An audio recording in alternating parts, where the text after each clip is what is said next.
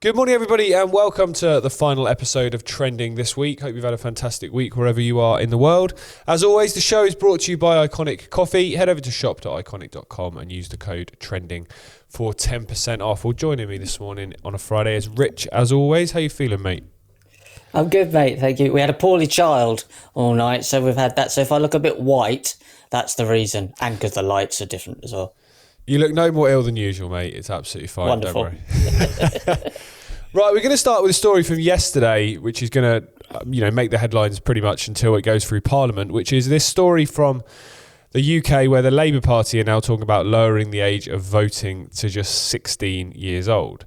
Now, this is something that has been talked about for a while now, for the last few years, the last couple of elections. I remember this story being discussed, and it's always been pushed back because for me, there is so many dangers with it. So we can look at it from many different levels. The obvious level to look at it is that the Labour Party have managed in their just over a year in power, to piss off just about everybody in the country, even people that voted for them, the people that were never going to vote for them, and everything in between. They've managed to literally screw everybody in one way or another. They've done the opposite of what they said they were going to do. They've done things they said they weren't going to do. So on the surface now, they have absolutely no chance of winning an election in the next couple of years. So by giving the 16 and 17-year-olds a vote, we know that teenagers today are the most ideologically targeted in schools, in universities and educational institutions than ever before. You know, if I think back to when I was at school, and it'd be the same, I'm sure, when you were at school, Rich, there was obviously problems with the education system. It was indoctrinating people into a particular view of history, a particular view of science, a particular view of what was possible and impossible in terms of the reality we live in. But I don't remember there being as much kind of ideological pressure to believe a certain thing about the way the world is. This woke ideology was very much not there. I remember my generation was probably the first one when the climate change story started to become something that we were taught. I remember that in A-levels when I'd have been about 17. Whereas now, you've literally got schools where they've got litter trays because students identify as cats. You've got the kind of programming in those schools where it leads these kids to, spray orange paint at buildings and climb up to the top of bridges and so on to protest against climate change. You've got, the refugees and not refugees, but migrants and anyone, open borders, welcome. That's all coming through the schools, really. So if by giving younger people that vote, they're only going to probably vote one way. So you can look at it from that perspective, that this is going to give the Labour Party a massive advantage and it's attempting to rig the system. I know this story was the same in America when talking about whether they were going to do the same thing, and obviously that would massively benefit the Democrats. The other thing you've got to look at it, which I'm really interested in here, and I'm writing an article on this which will be out around the same time the programme is this morning, which is that the generation, I'd say my generation was the last one where the technological involvement in your life was still relatively balanced. Games consoles and mobile phones and things like that were a thing, but they were very much in the periphery. They weren't at front and centre of your life. You didn't need a mobile phone to get on in life, whereas really now you do. So I'm concerned about the fact that we know the direction they want to take this with technology. You're going to have a generation of people now that can vote, and a generation of people now that have an influence, that have grown up with technology from the day they were born, that will see this agenda of further and further integration into our lives to the point of technology in the body, probably as a natural progression of where we are today, and probably will see that as a good thing. And I don't think you're talking about a small minority. I think you're probably talking about a lot of people that will see that as a good thing. So for me, I find that a really dangerous precedent, because the whole point of having, everyone having an opinion is that you've got generations like mine and yours and older that have that basis of comparison of what the world was like to what it is like now, and can decipher the difference between the two and what was better. Young people don't have that. That's why they've been targeted so much. That's why they've been, aggressively had technology imposed and pushed upon them, as well as all this ideological stuff. So I see this as a really dangerous precedent. It's also worth pointing out quickly, you can't get married without your parents' permission at 16. You can't drive at 16. You can't drink at 16. You can't gamble at 16. I don't believe you can buy a home at 16. Can't get a credit card at 16, but you can vote. And, as we know, Rich, voting doesn't mean anything at all. You're voting for two cheeks of the same arse. But the principle of it, it's just mad, isn't it? Yeah, the first thing that comes to mind is that they're losing the public's opinion on whether your vote counts or not. Like everybody's going, what's the point? They're starting to lose that massively now, to the point where they would have to bring in another system. They're not ready with that technological system yet in terms of the technology.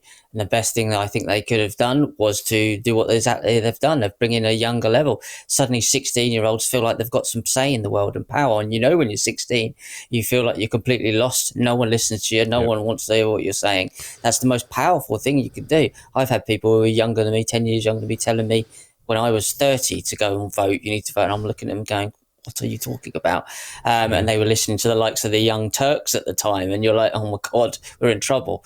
And even at that age, it was relevant, and for them, they were 18 at the time. For them to vote, so to lower it at 16, the maturity level is not there to understand any of this stuff anyway. But then you say you got the technology side. The other thing that I would bring in is what me and Gaza have called like the Trojan horse, but up on 2 feet. You want to bring that wokeism back in a few years' time to move the left leg, basically the right leg, left leg, right leg, and you need those young people to come in and push that wokeism again. And that's who's been targeted with all of this climate change nonsense and all of this transgender nonsense, which we know is all to do with this same agenda of pushing the world into this transhumanist agenda. We all know that. The young kids don't have that understanding just yet, and this is a way of just bringing them in when they're disengaging. Suddenly you've been giving them some free power. Oh, I've got to say, I'm going to get engaged in politics now. Oh, I'm going to go to university and study politics. Now I've got a say in this. And when you're younger, you want that power because you've grown up all your life doing what your parents say. You've had no autonomy. So suddenly that's the most powerful thing they could have given these kids. It's like giving them, like, I'm not being disrespectful. We were all 16 at one point. It's like someone giving you alcohol at that age. You would have gone, yeah, I'm having some of that, and they would have run straight in the deep end. And I think it's dynamically that's not the word I'm looking for. Yeah, it is. Yeah, I went for it. I reached for it. I couldn't find it. It's evil, quite frankly. It's quite clever and it's targeted. Yeah, I agree, mate. I think you've nailed on 2 points there. One is that it's going to engage another generation in politics, which, as you've pointed out, there's a huge disengagement with politics. You can only see that from the voter turnouts. It's people have had enough. And even the people that voted in the last election, after what they've seen happen since, against what they supposedly voted for, they're going to be even more disengaged come the next election. And another big one, and it reminds me of when the Brexit vote came in, is it just creates further division between young and old. Because you're going to have that situation again where, the old, like Brexit, the old people destroyed it for the young, which is what the argument was when the older people, older generation, of which I was one, and I was 24 when Brexit was voted. I'd hardly consider myself old. You had that again, as I said, with the technology. You have that basis of comparison. You have that ability to look and say the world wasn't always like this. You've got a measurement of what the world's like from what you see today. Older generations have a measurement of what it was like yesterday. And sometimes, and most of the time, that experience is absolutely invaluable. Absolutely invaluable. So it's definitely an interesting situation to observe. So we'll see what happens with that. But I think there's so many different areas you could look at and say why they're doing it, but it's probably a combination of many, none of which will benefit us. Right, where are we moving to here now, mate? We're going to move it on to the IDF now, but as you say, that changed the game over there, and you can see over the whole world this whole moving around of the puzzles. But here, the explaining away of this one is quite incredible. The IDF opens probe after tank strikes Gaza's only Catholic church by accident. Now, this was a Catholic church that the Pope allegedly, and I have seen a video of him doing this, but you sometimes can't believe your eyes these days, ringing up this church and being quite cozy with this only Catholic church there. What we know for sure is that a tank, the IDF says by mistake. Sorry, didn't mean to. Yep. We'll add it to the hundreds of times they didn't mean to. Well, we'll get to that as well. But we are not sure about this. They hit the church directly. The Church of the Holy Family is a Latin church. The Israeli Defense Force said on Thursday that it was aware of reports that the Gaza Strip's only Catholic church. Do you mean it was aware of reports? You put the action in place. The Holy Family Church was attacked by a tank and that an investigation had been launched. Now, here's a clip from the spokesperson, Caroline Levitt, basically saying the same thing and trying to explain it away for Trump. Owen, go ahead. Good afternoon, Caroline. In Gaza today, Holy Family Catholic Church was struck by an Israeli shell. Yes. 3 people were killed, 10 wounded. What is the president's reaction to that church coming under fire?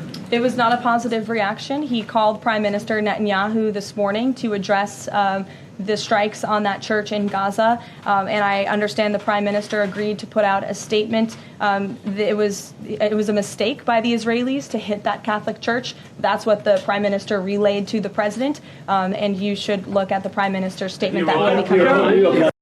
So there you go. It was a mistake. She doesn't really... I think she's the lady that usually wears a cross, and that's something it's gone missing now. She doesn't wear that anymore. I think her face doesn't say that she's committed to the words that she's saying. She looks quite angry with it. She's a Christian herself. But it was a mistake. They all make mistakes. The IDF have been making loads. So here is what I would say is a gaggle of mistakes. The Palestinian Central Bureau of Statistics recorded that 1,230 mosques in the Gaza Strip have been destroyed since 2021 by the IDF. According to Gaza local authorities, 1,000 mosques have been destroyed in Israel attacks on the Gaza Strip since October the 7th, when they allowed Hamas in 2023. 1,000 mosques. And this is not a religious war. 1,000 mosques in a 2x4 mile radius. Jeez. Yep. Well, yeah, that's another story, isn't it? With reconstruction costing $500 million. Well, there's a contract for someone. Other reports indicate that 378 mosques were targeted during the conflict. Also, it's got a number of attacks on Christian churches. So the Christian Saints of Pythagoras, located in Gaza, was also destroyed. The Holy Family Church, which is the one we just spoke about, and the Byzantine Church of Jabali, which is one of the oldest ones, which was a few months back as well, and the St. Helena Monastery. Now, these are Christian churches, and obviously the Christian right are very silent about this. It's all a mistake. It's all a mistake. They had to go down. It was prophecy. That was all part of it. So they're having trouble covering this up because clearly the Christians are being used. I think most of them know that. The evangelicals, the ones that really are buying this, are on board with what Israel are doing because it brings about the Messiah and the Messianic age. And, you know, they think that this is all part of it. And at the end, they'll win and their Messiah will win out, which is really sad to see. But the IDF clearly are using the Christian faith as a proxy, just a way to get their job done.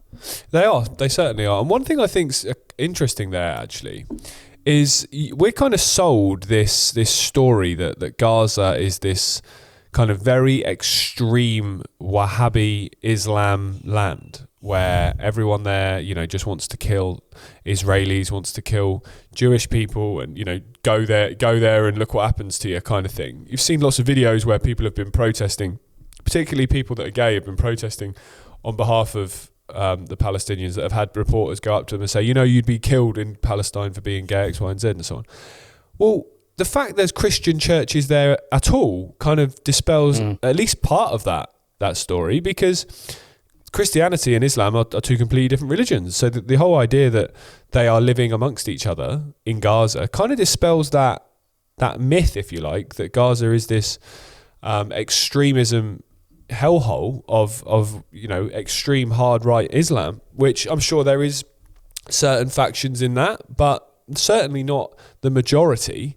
Otherwise, those sort of institutions and Christian and Catholic churches, they'd have been taken out by Palestinians. They wouldn't have needed the Israelis to do it. So that kind of is an interesting thing, I think, for people to observe, that there's more to that than meets the eye. The other thing that's worth pointing out when you talk about the targeting of places and of people, well, it's now reached the threshold where the IDF have killed more children under the age of 1 in this conflict than Hamas killed civilians on October 7th.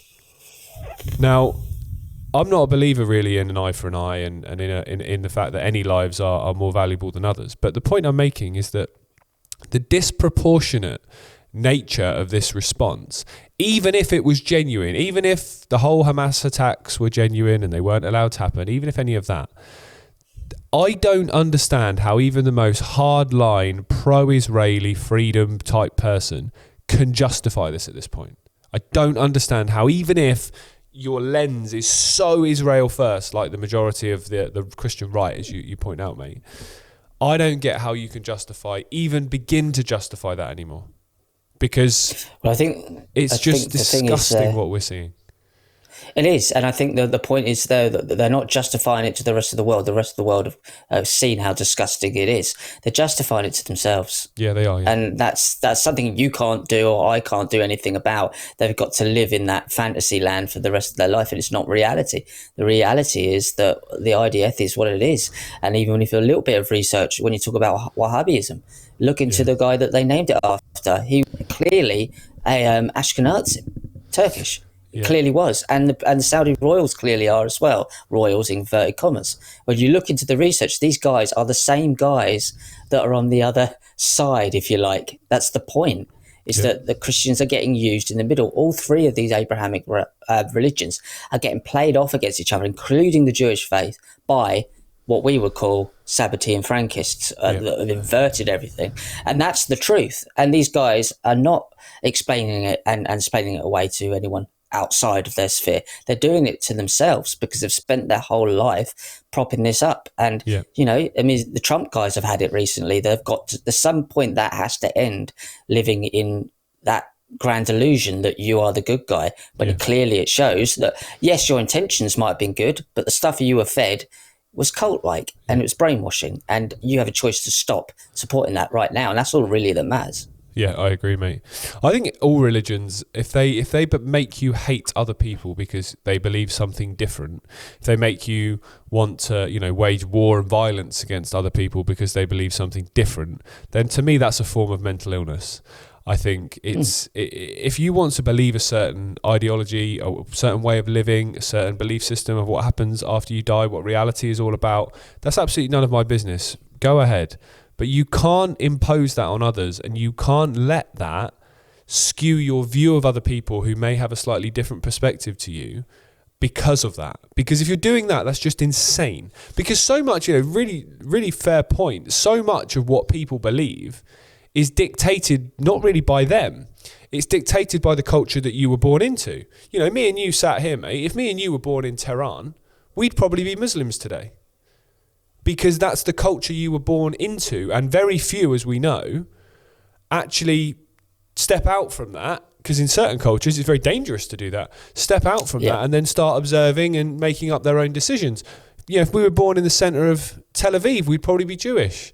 It's so much of people's belief system is decided on by other people. And the concept that you can tell a child who grows up with a certain faith that another child has a different faith, and therefore when they grow up, you'll hate each other. It's like, what the hell? If you chuck a group of kids from every single walk of life in a field, they'd all play together. They wouldn't even need to speak the same language. They don't care if they look different, sound different. They don't care. They'll all play together. And we can learn so much from the way that kids interact with each other, rather than this ridiculous divisional lines that we draw as adults. It's pathetic. You know, adults have a lot to answer for, to say the least. Right, we're going to move on to a story here from London, which is a really, it's just another example of the attempts to create division and the attempts to create further lines between the state and the people. So we know that London is one of the knife crime capitals of the world. We know that Britain is just an absolute cesspit of knife crime, fatal knife crime, quite a lot these days, including cities like Derby, where we are today. Someone got stabbed in the high street in a bank in broad daylight not long ago. Sheffield, an hour or so up the road, Manchester, Liverpool, all these places we see knife crime on almost a weekly basis. We read a story about it. So the Met Police's answer to that is to shut more front desks. So according to this, because of budget cuts, the Metropolitan Police plans to close half of the front desks at its stations across London to save money. Now, let's go back a few years, because this show this morning, if you like, has a bit of a theme, doesn't it, of what things were like compared to what they are now, particularly with the voting story and with this. So back in the day, in our parents' generation, let's say, Rich, you had your Bobby on the beat. You probably had your local police officer that everyone knew, you were on first name terms with. There was a conversation. They used to patrol the streets. It was all very low key, but there was a connection between the police and the people. People felt safe. As a result, crime was lower, particularly violent crime was lower. So things like stabbings, things like sexual assaults, things like muggings, significantly lower than they are today. There was a community feel within streets, within towns, within villages, where people looked out for one another. Now, all of a sudden, the police have become more disconnected, more heavily armed, and more separated from the people they are supposed to represent. There is areas of certain estates in inner cities where the police are terrified to go. You go to a police station, they have opening hours. Sorry, if someone's getting attacked and I'm running to a police station for help, I don't want to have to press a buzzer before they let me in and speak to somebody God knows how far away on an intercom when there's nobody actually in the building. When there clearly is somebody in the building. Because if people are being held in custody overnight, there would have to be officers in there. But they're not answering the phone. They're not there to be answering the front desk when people would really need them. So that's been the case for a while, really. I remember the police station in the town I grew up in Ryde had opening hours for probably a decade or so now. But in the inner cities where it's very clear there is a lot of problems, there's a lot of problems with younger people, there's a lot of problems with, so many different things, domestic violence, all those things, where people would need support from the police. And also, it would help create a connection between the authorities and the people. They're doing everything they can to destroy that because they want to create two things, in my opinion. They want to create a jungle atmosphere on the streets. They want to create an environment where people don't feel safe. People feel on edge all the time, afraid to go out. People feel very nervous about doing the basics of life, like going to the high street to go to the shop, for example. I mean, I'm a big lad. I go to Derby city centre on the high street and you have your wits about you at all times because it's just got that vibe to it now. Same in London, same in Manchester, same in all these places. I dread to think what it would be like to be an 80-year-old elderly lady who's going in to do their shopping. You'd be really scared, and that, I think, is not an accident. That's being created. The other one is to create a further disconnection between the police and the people, because we know that the plan is a more militarised, draconian state where the police act more like the military, and there's almost a fusion between the two. They get more and more heavily armed, more and more draconian, more and more authoritarian. We saw a glimpse of that through COVID, particularly in countries like Australia and Canada. And that disconnection between the people and the police is going to grow and grow and grow and grow. And by having things like this, where there's no ability to actually talk to a real person, that's just going to fuel that. If you genuinely wanted to solve knife crime, you wanted to solve violent crime, you wanted to bring back a community feel to the streets, you'd bring back the Bobby on the beat. You'd bring back police officers that were actually human beings and could actually talk to the people that they're there to represent. Because the key here is that a police officer's job is described as a public servant. They're there to serve the public and keep the public safe, keep the peace on the streets, keep order. Which I think if that's what they did and uphold the law of the land where everybody felt safe, everybody felt secure, nobody would have a problem with that. But instead, they're representing an authoritarian system, not the people. And they're just treating the people like scum in many cases. And this is just absolutely disgusting. What your take on it is, mate? Pretty much the same, mate, other than adding to the technology aspect of it, taking away the face-to-face contact with the authorities. I think that's a really big point that you pointed out there, is this is going to be phased out. So you've got this idea of this big, scary police state that doesn't exist in it's not, so you communicate with it. It's Big Brother's watching you. So, as you said, it was a public servants. It's the public serving the system now, and it has been for a long time. And that's been like that for, I would say, since the 80s. The Bobby on the beat has just been phased out. But the technology side is coming in. So they're phasing out basically face-to-face policing. You're going to have everything digital. We know that, or we're hopefully not, because we're going to stop it. But that's what they want. So they want this kind of phasing out of that, getting used to the police system is something that you can even contact It comes to you. It watches you. It's something outside of you that watches you from above, as opposed to something you can approach and ask to do something in your service, which, as they're paid to do, is what they're described to do. So it's this whole process of making a Big Brother police state, which needs to feel like an ominous Big Brother watching from elsewhere all the time, 24/7. And that's what it'll be. So you won't be able to go to the police officer at the desk and say, hang on a minute, something's happened to me. They'll come to you and say, this person's been following you, scaring the life out of you. And you'll always be on like information anxiety, knowing, they've got this information. You're not aware of it, but they're watching you, they're watching everybody else, and you don't really know what's going on. You've been cut out of that cybernetic system, which is the study of systems, of the loop. You've been cut out and you're sitting to the side and they're watching you from above. So this is quite clearly dehumanizing the public service system. Yeah, I agree. And I think this also, the technology point's a really interesting angle, because I think this further ties into the digital ID, as you just pointed out, to an extent, because the digital ID is something that the majority of the probably the right, certainly the people that want the state's involvement in their lives to be limited, would have rejected that. So they're now obviously talking about, Harriet Harman, former Labour Minister, has spoken about having a digital ID to solve the immigration crisis. So you use that to know who everybody is and so on. Well, all of a sudden you're going to have a lot of people that would have opposed the digital ID now go, well, I don't like it, but if it solves this problem that we're all worried about, then great. You're probably going to have the same with the crime, because there's not enough police officers to manually and to keep a hand on things manually, because there's not the money. There's not enough people to patrol the streets. There's not enough people to follow up on cases. Hence why so many cases, if not all cases, go unsolved. I remember a couple of years ago, Richie Allen got hit by a car in Salford, and he was told by the police officer when he reported it to go back down to the site and take a video of it himself. Mad. But anyway, that obviously is going to accelerate, so therefore they will probably offer technology as a solution, and the digital ID could potentially be another way they justify that, by going, well, if we know who everybody is, we can tie crimes to them, we can try your fingerprints, all those things that identify that it's you. Like you say, it doesn't need an officer. You've committed a crime, well, your fingerprints were there, it's associated with digital ID, we know where you live, we know where you work, just get a knock at the door. And the thing is, some people will argue that's a great thing because it will solve crime. You could look at it that way, yeah, but you could also look at it and go, well, what about the dangers of manipulating technology to bring about outcomes that you want?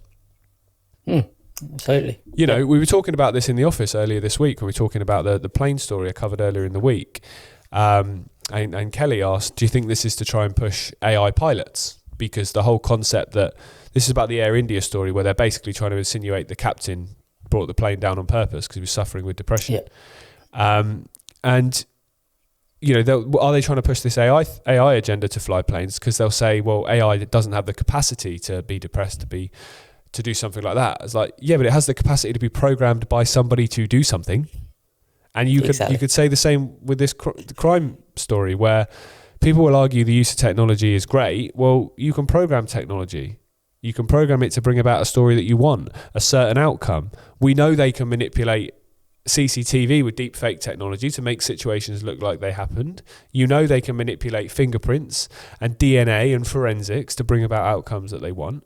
If it's then open that technology is being used, then I think the precedent for people to go down for things they haven't done and for people to get off of things they have done is massive, absolutely massive. So there's lots of ways to look at this story, but none of them sound great, do they?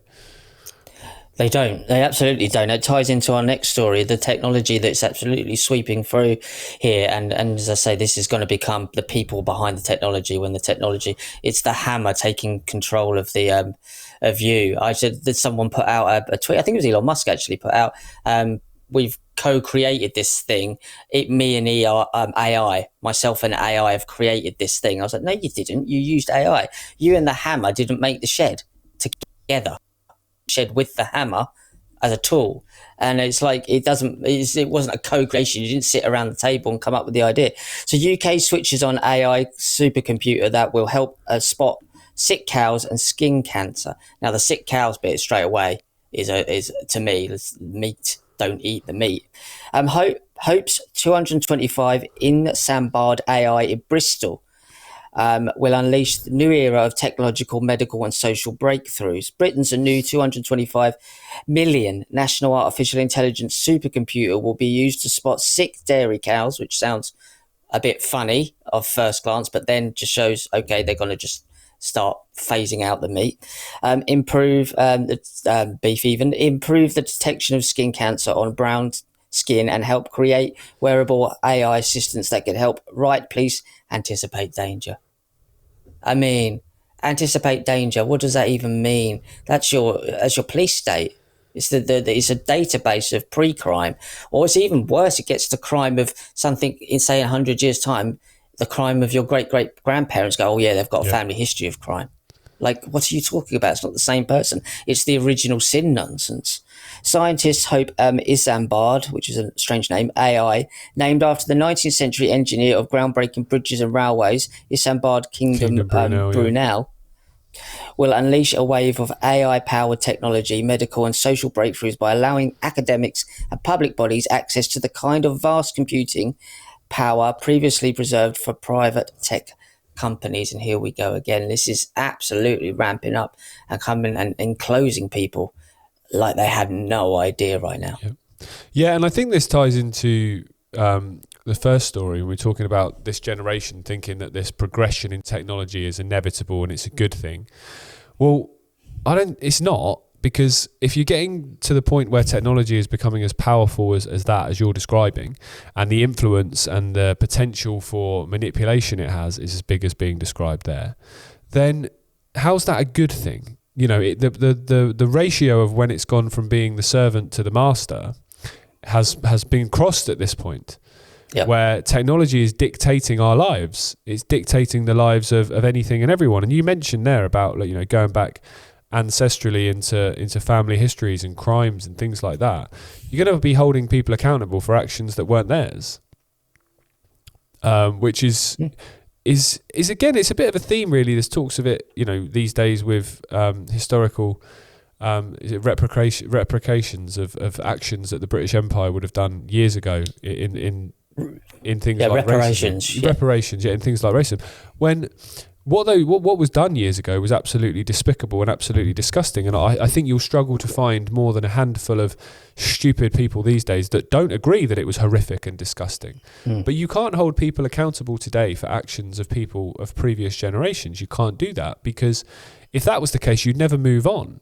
You'd never move on in life. You'd always be looking back in the past, because if you look back historically across the world, pretty dark things happened everywhere. It wasn't just the British Empire. It was lots of stories. You know, it was the Ottoman Empire. It was, so many, the Soviet Union. There was so many situations where lots of bad things have happened. So you can't look back and judge people on that today. You can look back and learn and make sure it doesn't happen again. But yeah, the involvement of technology within our lives is something that I think is the hill to die on in many ways, because once it gets to the point, there's the technological integration is in the body and is in every single system of the world. It's very difficult to unwind and unpack that. So there's an even darker element. What you've just said there, there's an even darker element of what you said there about passing on the sins of your father down the line, which is just the original sin nonsense.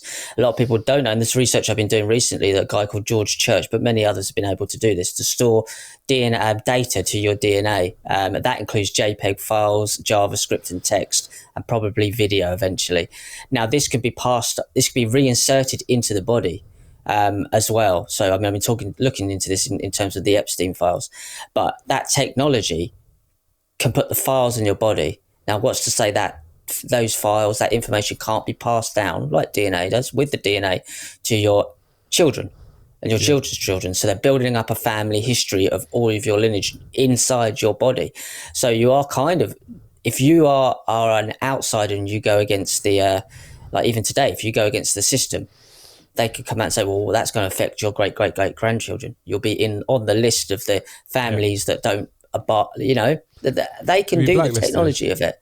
Blacklisted, and the technology is available to do it. Look into George Church. He's able to put these files onto a DNA strand and reinsert it back into the body.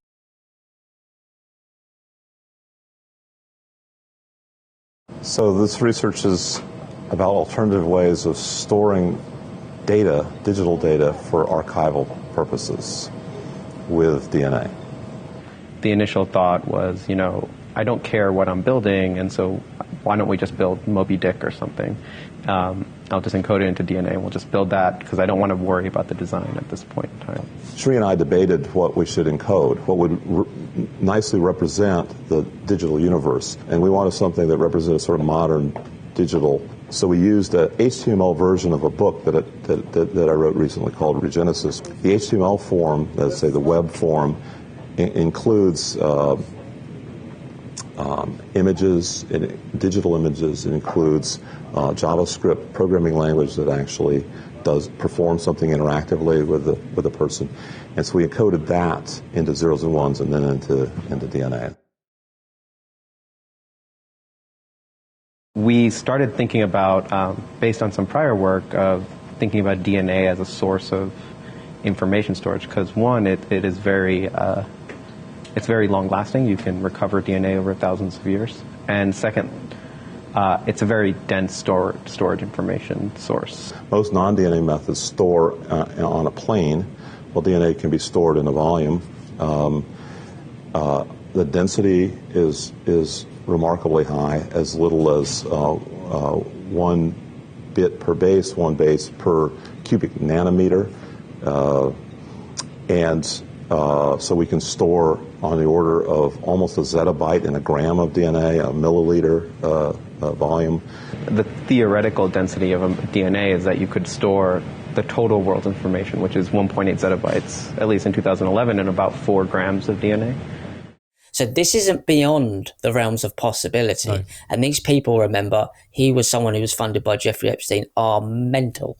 So, let's keep an eye on what they could do with this stuff, because they're capable of doing it. So the original sin was getting you ready for this nonsense that you are culpable for something that you had nothing to do with at all. Yeah. I don't know why you're still talking about Epstein, Rich. It's all over, mate. Only a few hard left fake news media are talking about Epstein. It was a Democrat ploy. He was a lovely bloke.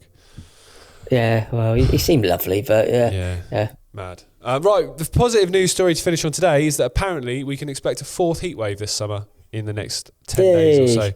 So well done, everybody in Great Britain. We've had the best summer ever, and ignore the news, and you might actually enjoy it. So happy days there, although it's not very nice today, so hopefully it comes sooner rather than later.